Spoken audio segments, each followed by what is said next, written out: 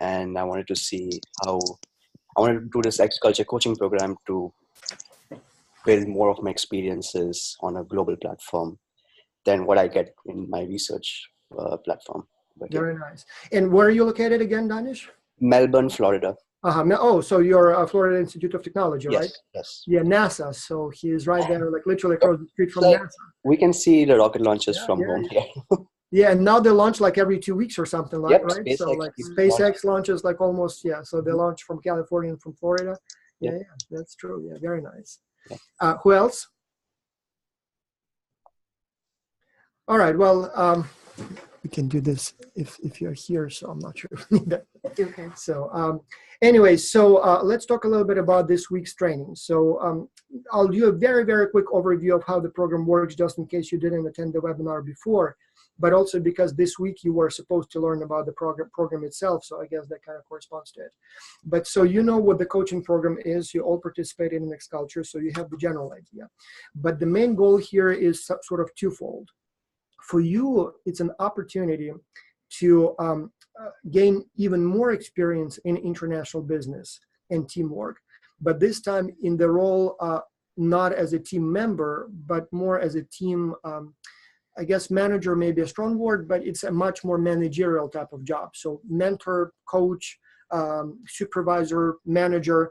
So you will not be really telling the teams what to do, but for all other purposes, you will perform essentially as a manager. So just like the teams will be working on the challenge and gaining experience in working with people from other cultures, you will be working as a coach and gaining experience in managing all those teams. And so there will be several things that you will be doing. One, you will be helping teams when they ask for help. So we tried different models of assigning coaches to teams. And so we tried first assigning teams to coaches kind of, hardwired. Like, for example, Ayush, you're responsible for teams 1, 2, 3, 4, 5, 6, 7, and 10. But that didn't work very well because, first of all, some teams needed more help than others. And so some didn't want any help. Yeah, some didn't want, and in fact, some like literally refused to have help. But then also some needed a lot of help and didn't get enough coaching. And so now we use this model that we call walk-in. So when teams come and ask for help, that's when we assign a coach to the team. So we would have, we have this email address, coaching@xculture.org, and that's where students can call to get help. And so that's where, once we get that request, that's when we assign a coach. And usually we assign 2 coaches, again, for 2 reasons. One, just in case somebody's busy, we want the request for help to be responded to right away. But also when coaches work together, it's also some learning, in teamwork and hopefully more fun and getting to know each other. And we try to mix those pairs so that you get to work with different coaches. And so as you get a request for help, normally what it comes with is you get the email that, says I need help. Then you also have the names and contacts of all other team members from that team. Let's say, for example, team 274 asks for help. So what you will get is the description of the case, so what the person said, but you will also have the names of all 4, 5, 6 team members, whatever the number. And so this way, if you have to contact the team members to collect more information, you have that information, you have that opportunity right away. Then you also, you will reach out to the team, you will collect more information, you will help them, whatever help they need. But at the end, you will also write what we call a case report. So it will be like a half page, maybe 1 page summary of what happened. So you will say, okay, team 274 needed help. They had a conflict. These are the details. I talked to all team members and found out this. And this is what I did. And so we need those case reports for 2 reasons, again. One, the head coaches will take a look at those reports and will provide feedback on how you did as a coach. And we will also reach out to teams and ask for their feedback, how well you did. Again, so you can learn, so you can grow from that, so you can develop an intuition of what works, what doesn't. But second, we will also use those case reports for training purposes. So we will show them to other coaches so that they can learn from those cases in the future, but maybe even during this semester. So, and obviously they will go into your portfolio. So when the time comes to apply for jobs, for example, you will say, I worked as a coach, I handled all kinds of different situations. Here are the summaries of the things that I dealt with, or examples of the summaries. Examples of cases. Second, you will be also required and expected to organize a series of webinars. So we expect each coach to organize at least one, and again, multiple reasons for that. One, we want you to experience how the technology works. You will be managers in a few years, months, maybe some of you already are. And so we live in a world where your subordinates, where your team members, colleagues may be coming from all around the world. And not always will you be able to meet with them face to face and coach them. So occasionally you will have to do it online. And so we want you to learn how the webinar software works. We will give you access to the XCulture account. We have the Zoom account. But if you want to try something else like WebEx or Webinar Ninja or YouTube Live, I think they now call it YouTube something. But anyway, YouTube on Air or something like that. So you will try that. And so you will, again, not only will learn how to do it and try it, and you will know better when the time comes to do it, but you will also have that in your portfolio. You can record that webinar, and so again, when applying for jobs, you will say, and by the way, I've tried it, I've done it. Again, maybe you will not become a super expert in how to organize webinars, but you will be better than you are today and better than other applicants for that job, because most people, normal people, don't do it, and you will have done it. Then you will also be asked to record a video lecture. So kind of you will start with a webinar as a training, and then once you kind of have it all organized in your head, you will record a video lecture. Again, same thing, you can put it in the portfolio. You can say that you've done it. You will have learned how to do it, so it's a very good experience. And then also you will be asked to develop a text-based training module. Same thing, so it will be a document, a few pages. So all of those webinars, lectures, training modules, they can be addressed to anyone. It can be something that maybe the students, members of the Global Virtual Teams will find useful. Or it may be something that can be addressed for managers. So it can be, if you manage a global virtual team, here are some tips or do's and don'ts. Or it can be for other coaches. Okay, guys, here is a guide for how to coach global virtual teams based on my experience. Or maybe it will be something on some IB topic, the best pricing strategy or the best marketing strategy. So whatever you decide to do, all of those are good. Plagiarism, collaboration in teams, specific topics in IB, specific topics in culture. So the point here is, as I said, we want you to give that experience. And I will be honest with you, some of those webinars, some of those training modules will be so-so. We will not even show them to the students because we will get so many reports from you or so much input from you that we don't need all of that. Students will be overwhelmed. So, but some of them will be really good, but more importantly, you all will have tried it. And so even if some of that stuff will not be used, will not get 1 million views on YouTube, you will still have that experience. But some of that is good. So we've had some reports that or some video lectures or some webinars that were very useful. And in fact, I use it in training now. So you will have that all in your portfolio. You will be able to brag, to the employers that you have done it. And then obviously we will try the best ones that we show them to the students so that it can be useful. We will use it for other generations of XCulture coaches. The only thing here I will say is that don't procrastinate. What happens almost every semester is that most coaches don't have their materials ready until later in the semester. And so by the time you have them, it's almost too late, to show it to the students. It's almost too late to use it this semester. And so in many cases, good materials go unnoticed because by the time we see them, the students already finish the project and they don't really need it. So we may use it next semester, but again, especially for the webinar, you want people to be present and you want people to see what you're doing. And for that, you need to be quick. So because otherwise it will be too late. Yep, that's basically what I wanted to say about this part. And talking about Bakhtash, so that's that young man from Afghanistan, the younger one. So he's a little younger than all of you guys, but very, very smart. So he'll do just fine. Questions, comments, observations? I don't know, maybe Karen, you want to say something? I would say one of the really unique aspects of the coaching program is what a lot of managers have a difficult time with, and that's giving feedback when, or not giving exact feedback. So you're observing your subordinates and you know the right answer. And it would be so easy just to give them the right answer. Yeah. But we know that that's not part of the coaching program, and it's really not a great management skill either. So you're going to develop that skill to ask questions, to give suggestions, but you're not really responsible for coaching this team to be a winning team. It's really in practicing those types of skills. Yeah. And while we want you to do as good a job as possible, but you can make mistakes. You are allowed to make mistakes. As long as you genuinely try, even if you may not necessarily resolve all the conflicts in the teams, at least we know you have tried. And the students are so grateful for the intervention and just having someone else as part of the process, an outside observer. Yeah, exactly. So, any other comments? Simona, can you maybe share a little bit more about, how things go from your point of view? So you deal with the students, I don't know, what's your experience with the coaching program? Do you get a lot of requests for coaching? Well, yeah, usually I feel like we see conflicts.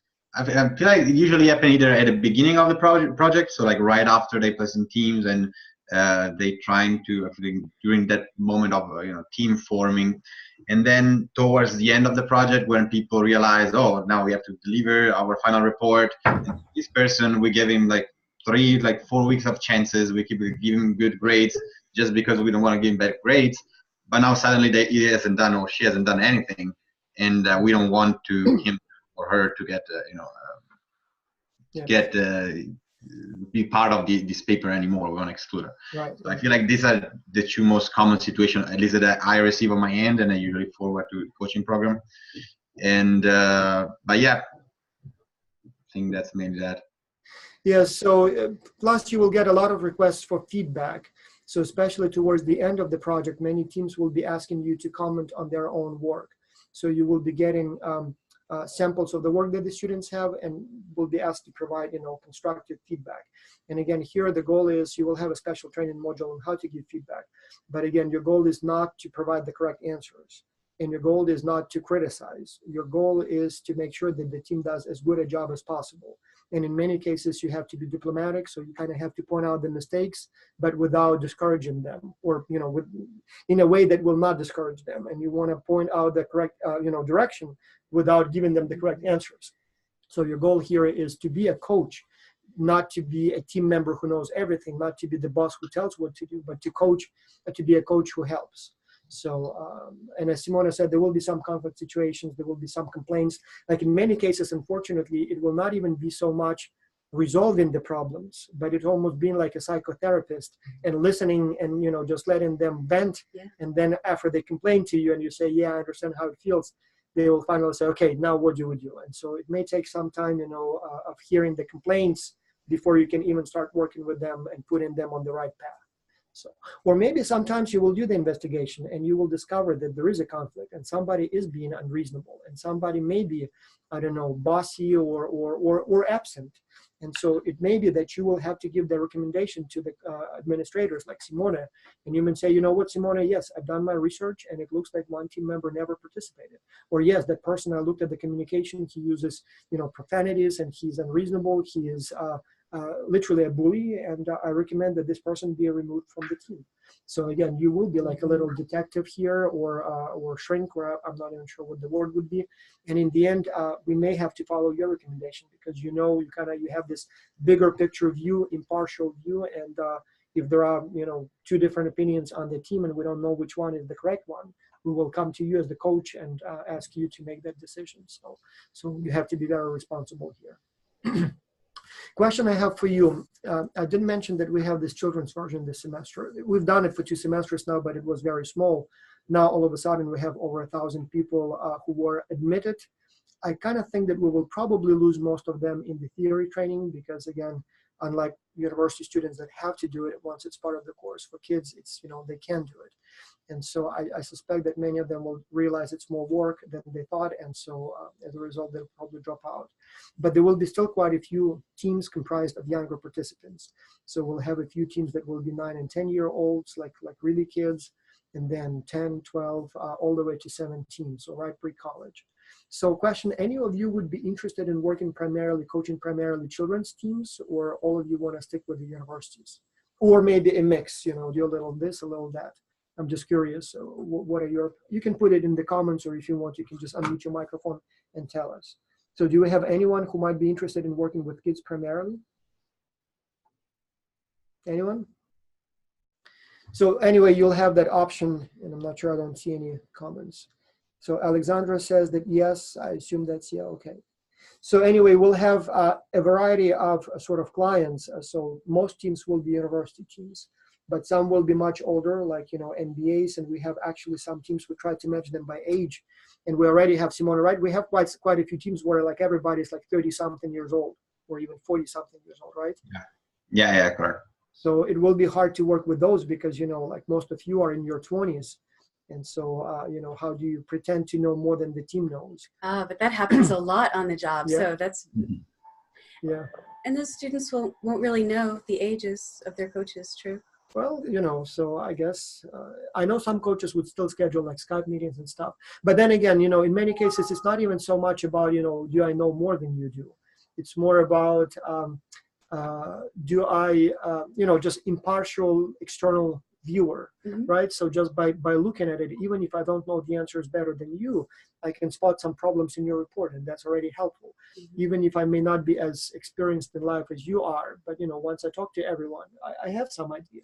And everybody's been through X Culture at least once, so that's an experience that they have over the first-time participant. But I know as a young manager, that was intimidating when I'd have people that were 10 years older than me, and I'd have to coach them. So it's a really good opportunity. Yeah. And then obviously, as I said, there are some young kids, and again, could be a good experience. It would be interesting to see if the challenges they experience will be different than the challenges older people experience. Plus the young kids, they kind of come with parents, so there may be all kinds of dynamics going on here. Parents, as a parent, I know that my kid is always the smartest and the best, and it's the other kid, who's the bad one. So you may have to learn how to navigate all those intricacies of, parental rivalry and, parental biases. Oversights. Oversight. So I guess you will be coaching both kids and parents. But we'll see how it goes. And But yes, the important thing is don't forget or don't postpone your portfolio. Cases, every time you've resolved the case, write the report right away, because you will forget and it will be too late later. When you do the webinar, when you do the lecture, try to do them as soon as possible so students can still use it, so that students still show up for your webinars. Good topics for the webinars would be something as simple as I read 50 reports last night, and here are my impressions. That one actually tends to gather the biggest crowd. So you literally can look at the last semester's reports, or you can look at the weekly deliverables and simply discussing what you think about them. Like common problems, interesting solutions, some do's and don'ts. So those tend to be extremely useful, and it's something that is easy to organize, but very, very helpful and educational for you and for the students. But then again, you can choose something very, unusual. As I said, we've had webinars on some very specific, like, Brexit, like some coach did a webinar on Brexit. Not many people showed up, but it was an interesting meeting. So, they talked about this hot issue that was happening last year. Or you can organize one maybe on this wall between Mexico and the United States. Again, maybe even invite some guest speakers if you want. Why not? Again, it's not something that may be directly related to the reports that the students are working on, but it is an international business issue, and there are different opinions about that. And so some people may like the idea, some may not, and you may facilitate that sort of a discussion. So all of those are definitely viable topics.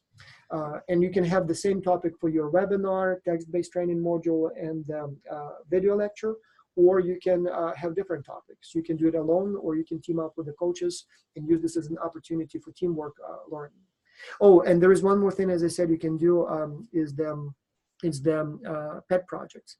So as I said before, you can, if you've always had an idea that you wanted to try, but never had an opportunity, never had a platform, never had a company that would allow you to kind of wreck things, X-Culture is okay with that.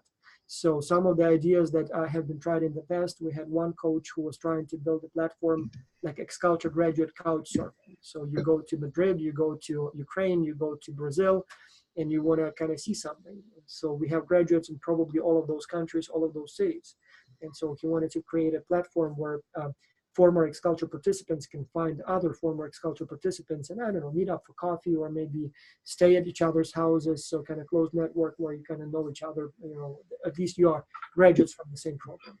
Another one was trying to do a documentary kind of interviews with the winners of the competition.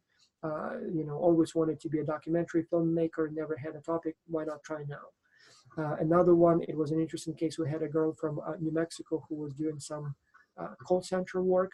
And so she thought that there is a better way to organize complaints at her job, the way they're cataloged and processed. And so that the boss wouldn't listen. And so she said, can I redesign the way ex-culture managers' complaints and requests for help. And so then I will show to my boss that I've done it already with ex-culture. Maybe you will write me a recommendation letter, and so I will know better what to do, but also I will already have a sample, and maybe my boss will listen to me. And so we actually met quite a few times, and she provided quite a lot of input on, how we should receive it, how we should catalog it, categorize it, process. Very interesting stuff. So if you have any ideas like that, or maybe you just want to start a company and you just don't want to go through the process of registration and all that stuff, as long as it's something, ethical and relevant to ex-culture's mission, maybe we can do it, under the ex-culture umbrella. So if you know that Canada legalized marijuana and you want to start trading, cannabis, we'll try to stay away from that. But if you want to maybe try some sort of a different business, I don't know, why not? You can try it with ex-culture. If it works, great. You will then go on your own. And if it doesn't work, at least you will know, and you will have not spent a lot of time and resources on it. So, but yeah, during the theoretical training, we are looking at you, and the goal here is to train you, but also to select you. Again, you will have a lot of demands from ex-culture, from the program. And so we want to make sure that you will not drop out in the middle of the project. We want to make sure that you will show up when needed, for webinars with other coaches, for the meetings with the teams. And if you miss those tests, and if you never show up for webinars here, probably it's not reliable enough to have you on the team as a coach. Then once the practical phase starts, as I said, we will still have the weekly surveys just to know how you're doing, what you think about the coaching program director, what you think about, the process. Maybe there are some things that you need help with. But also the cases will be coming not quite on a daily basis, but you'll have at least a few every week. And yeah, so we will do that as well. There was something else I wanted to say. I forgot. Anyway, there was a brilliant idea, an example that I wanted to give you, but I was talking about those portfolios. So anyway, yes, at the end, obviously, you all will be invited to the ex-culture symposium. We will have what we call ambassadors. And so Leilani wants, the director of the program, wants to have 20 total. And I think there will be 10 local from Calgary and 10 external. And so obviously people who have participated in the coaching program and did well will be top of the line. And so the ambassadors will get funding. So they will receive stipends to attend the seminar, the symposium. But even those who are not ambassadors but have gone through the coaching program, obviously, if we have more applications than we need, obviously you will be first in line to be invited. So, and then obviously when it comes to funding, we'll try to help you as much as possible. So I don't know, any questions, any comments, any observations? And those of you who have not introduced yourself, now is your chance. So anyone? You are so shy. As coaches, you have to be more, students. And in fact, it's the opposite. We just had a webinar with Karen with students, and the problem was there were so many comments. Like it was like, so I mean, like, it's just a stream. Mm-hmm. It's almost like watching the live broadcast on CNN or on Facebook or Fox News, and it's like literally the comments go so fast that you can't read them. And here all of a sudden nobody has any questions. Olaran Baju has a question. I have Olaran Baju, why don't you? Oh no, sorry, Alexandra. Why don't you unmute your microphone and ask your question, because it's so long, and I have such a small screen I can't even read it. Alexandra, do you want to unmute your microphone and ask the question?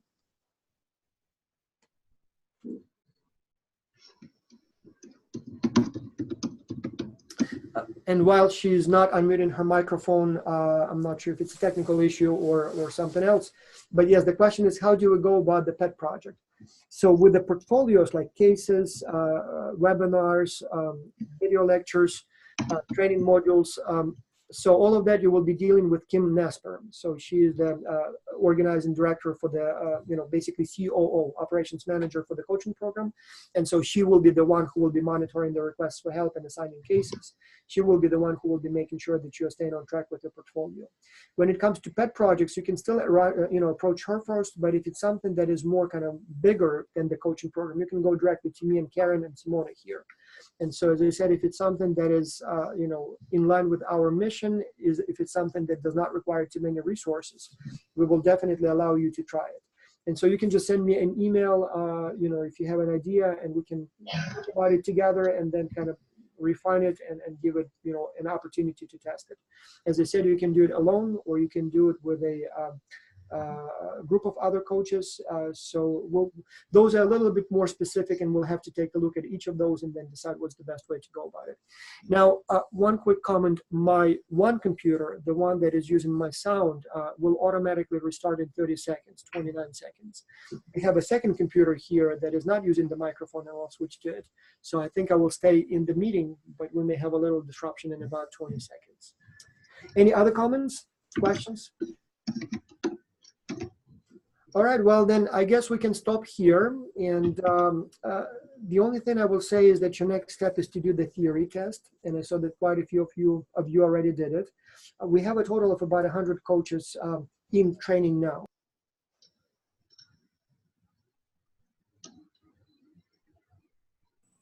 Yeah, so I guess that one switched off, so I'm switching to this microphone.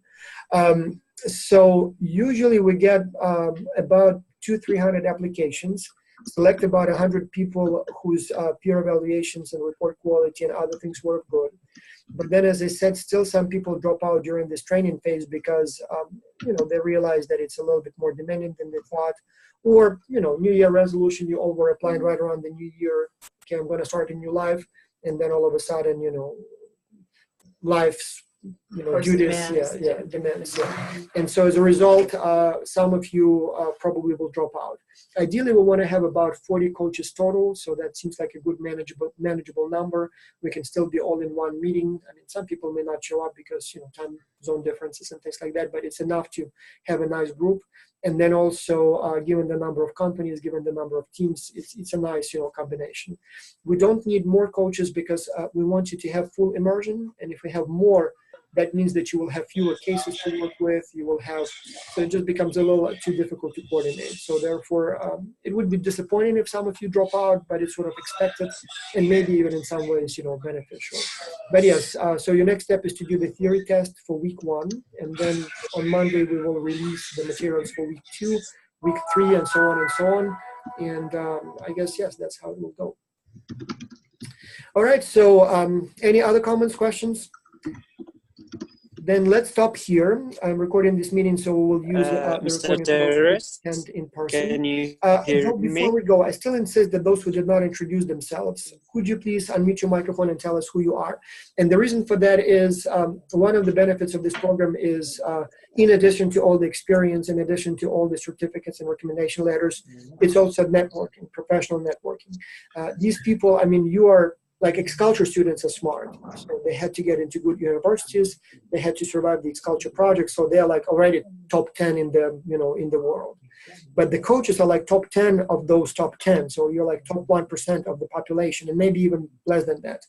And so these people in this room could be your future co-workers, business partners, employees, employers, and or maybe just friends. And so one of the benefits of being in this program is to get to know those people. You will meet some of them face-to-face at the future X-Culture Symposia, or as now they call it Business Week, right? But still, maybe you'll run into each other sometimes. Maybe you will, travel for the research project together. Yeah, maybe apply to the same graduate program sometime. So we want to know who you are, and I want to know. So again, I recognize some of the names, but not others. So we met Ayush now. We met Simone, obviously. Anyone else wants to introduce himself, herself? Don't be shy. Can you hear me, Mr. Terrace? Hello. What's going on here? So is Can the you sound hear me, Mr. Terrace? Hear me? That's what's the word? Most shy or shyest? What's the word? Shyest group? Yeah. Normally coaches are very opinionated and very active. Sometimes shutting them up is the challenge, when everybody starts talking. And here we have all of a sudden, all right, Bakhtash, I will call on you. I know that you are very diligent, smart young men. So why don't you tell us who you are? Before those older people are comfortable talking. Bakhtash, can you hear me? What's going on here? Simone, can they hear me? Like, you hear me, right? Yeah, I hear you. I think Bakhtash was trying to introduce himself. Your microphone is muted. I could hear him talking, but I don't think I think I know what's going on. My audio is muted. Oh, no. I can hear you. Can you hear me? Okay.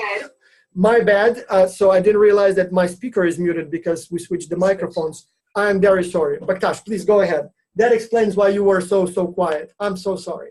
Baktash, please introduce yourself.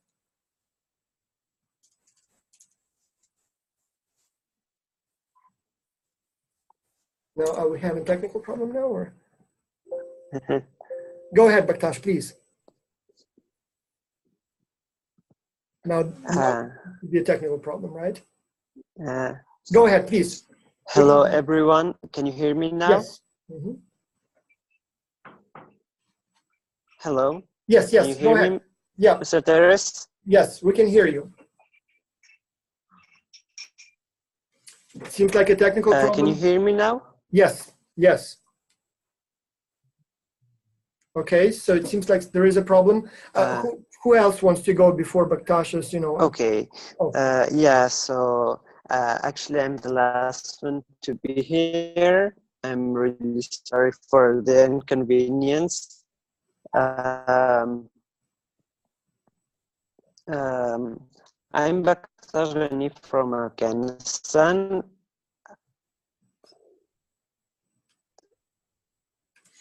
Yeah, I'm for some reason, the 17 connection is years very old and hello. Yeah, for some reason it's not working very well. That's okay. He was from Afghanistan? Yeah, he's in. Yeah, I actually know Baktash pretty well. As I said, he attended every single webinar last semester. So he's in Kabul. He's on a break now because in Afghanistan, so everywhere we have summer break, and there they have winter break because it's cold and many schools are not, you know, first of all, may not be warmed enough. And then also some literally are so thin-walled that it just, you know, impossible to warm them up. So they have like 3 months break in winter, but then go to school in summer. Yeah, Baktash, you know, occasionally he would drop out in the middle of the webinar because the electricity switches off. But the guy is so smart and very articulate. Now you cannot hear him because of the sound problems, but yeah, you'll get to know him. So that's one I met before. Who else is here? So Chiara, Alexandra, Drasti. So please, who's gonna go next? Tun, Simone, switch off his mic. Hi. Yeah, go ahead. Can you hear me? Yes. Hi, I'm Chiara. Yes. I'm 22 years old. I'm from Italy. Okay. I took part in the 2017 number 2, I think, project, and then also in the 2017 X Culture Symposium in Miami. Right, right. And I want to try this new experience of coaching since I'm graduating in March. And so I think it's a good opportunity to gain this possibility now. Yeah, and we met obviously in Miami, so very good to see you or hear you here. Nice. So you are now in Italy again? Or? Yes. One of the challenges with X Culture is that you never know where the people are. You know, they especially the Europeans, they have this Erasmus program. Every time you talk to them, they're at a different university. Like, how do they, you know? So weren't you in Switzerland? Oh, no, yes, I was in Switzerland, but it was an Erasmus program, but I'm now in Hungary, but I'm actually from Italy. So yeah, exactly. No, I'm in Italy. Right. All right. Who else? Okay, I hope you can hear me now. Yes. Yeah, go ahead, please. Go ahead.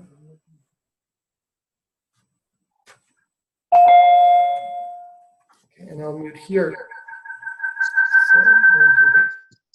All right. So who's going next? Please.